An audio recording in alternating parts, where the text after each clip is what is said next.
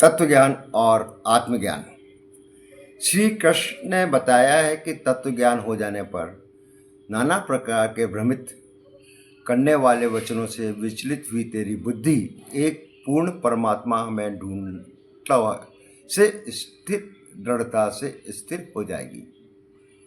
जब तू योगी बनेगा, अर्थात जब तेरी अनन्य मन की निसंशय होकर एक पूर्ण प्रभु की भक्ति आरंभ होगी।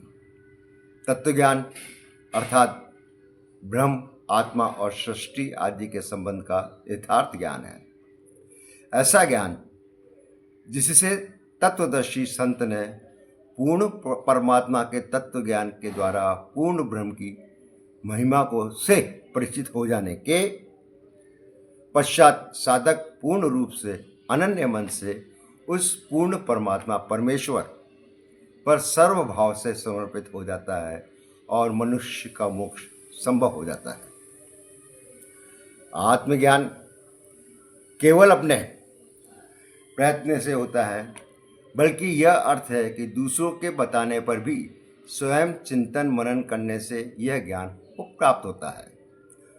आत्मज्ञान की सर्वोच्च अवस्था इस शब्द में है स्वयं को पहचानना या उसके प्रति जागरूक होना। जब हम ये जान जाते हैं कि मैं कोई शरीर नहीं हूँ जो नाशवान है या जो पंच महाभूतों से बना है, बल्कि मैं एक शुद्ध प्रबुद्ध आत्मा हूँ जो दिव्य सर्वव्यापी चेतना का हिस्सा है। अनुभूति का यह रूप अनुभूति का एक तत्वबोध है। यह आत्मज्ञान की उच्चतर अवस्था है। यह ज्ञान का वास्तविक तत्व है।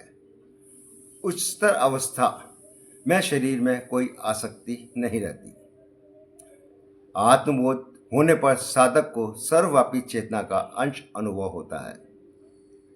तब वह सभी प्राणियों के स्वयं को अनुभव करता है तथा स्वयं के स्वयं सहित चराचर जगत की स्थिति तथा सभी प्राणियों को स्वयं में अनुभव करता है।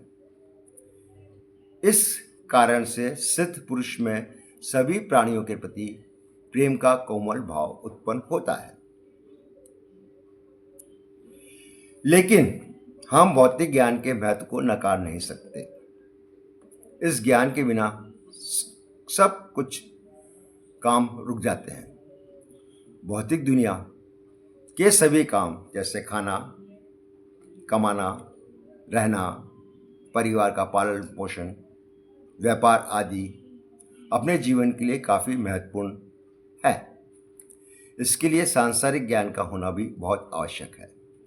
भौतिक ज्ञान और आध्यात्मिक ज्ञान में मूल अंतर यह है कि भौतिक ज्ञान ब्रह्मांडीय संसाधनों का आधार तो बन जाता है, परंतु उन साधनों का उद्देश्य शांति सुख का संवाहक नहीं बनता।